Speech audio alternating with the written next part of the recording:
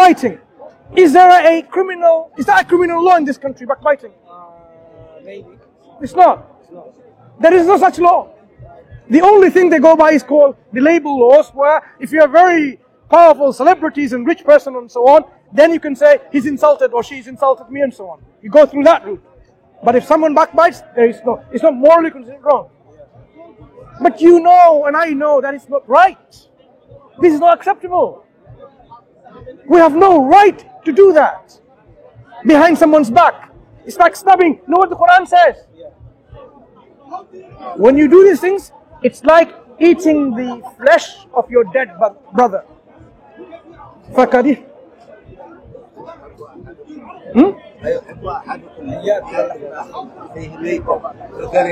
فَكَرِهْتُمُوهُ You would detest it. You despise it. You say it's disgusting. Do you have a brother? Yeah, I have a brother. Imagine the brother you love. When he passes away, are you going to eat his dead flesh? No. Never would do that. That would be unthinkable. Backbiting, Islam says, is like that. So stay away from backbiting. It's something detestable. This is the level of morality and ethics the Quran brings as a standard of morality. And you know, this is what we should aspire, what should follow, believe. Go with contemporary ethics and morality, they don't care. In fact, lying is something they would say is profitable. That is why one company lies about the other, one country lies about the other, and so on and so forth. Just to make more profit. Islam says about lying, no, don't lie. This is what we're talking about. This is what Prophet Muhammad brought. When it comes to implementing justice, what happens in contemporary societies? If you are the king and your son or your daughter committed a crime, do you think that son, the prince, would get punished? Very unlikely. Unless it was Islam. If they followed the Islamic law, because where Prophet Muhammad said, even if my daughter Fatima, she were to steal, the penalty should be applied on her, cutting her hands. Because that's the penalty Quran provides. No kind of favoritism. Even if she was the daughter of the Prophet, and she did that. Of course she didn't do that, but the Prophet ﷺ is illustrating the concept of justice, which goes and transcends beyond this kind of nepotism, this kind of favoritism, this kind of elitism, right? No. Under the eye of the law, you are the same. That is what Islam brings. So if the Prophet is shown, is demonstrated again and again, that he is bringing you to the most ideal way of living, the most ideal standards of ethics and morality. He tells you how to be kind, how to be just, how to be compassionate. And he demonstrates that through his works and his life.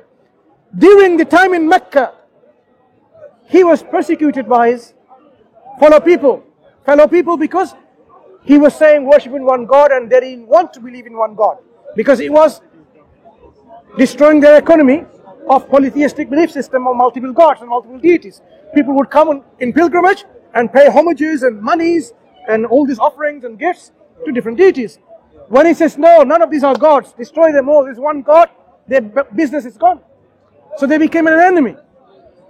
They started persecuting him, oppressing him, his followers, and so on.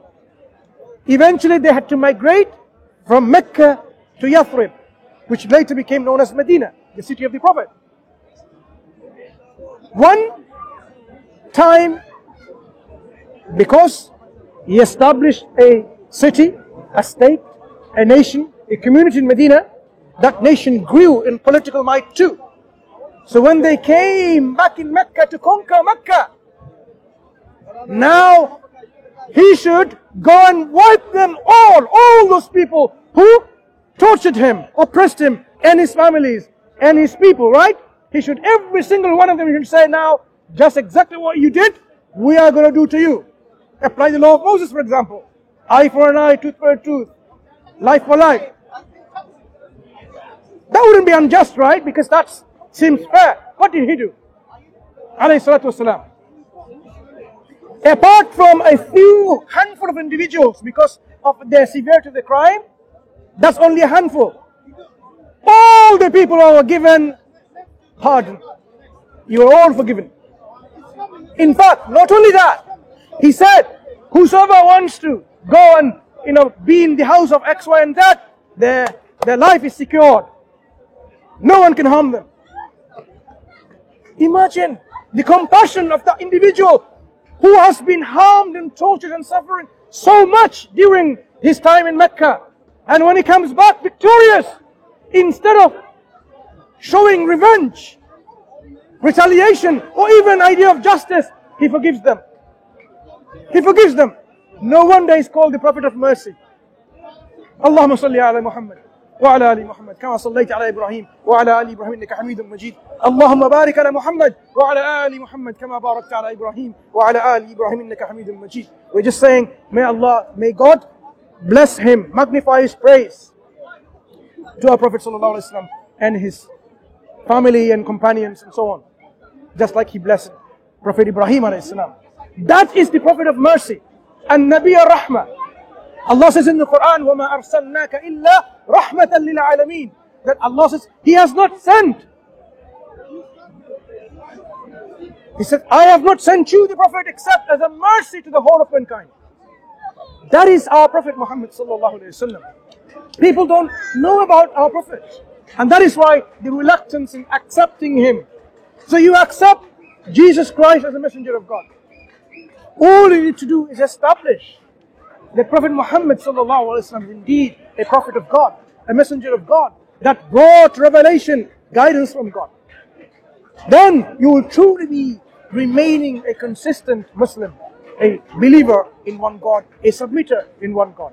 So, is there anything that still is doubtful to you about the prophethood of Prophet Muhammad sallallahu alaihi wasallam? So, would you accept him as a prophet of God?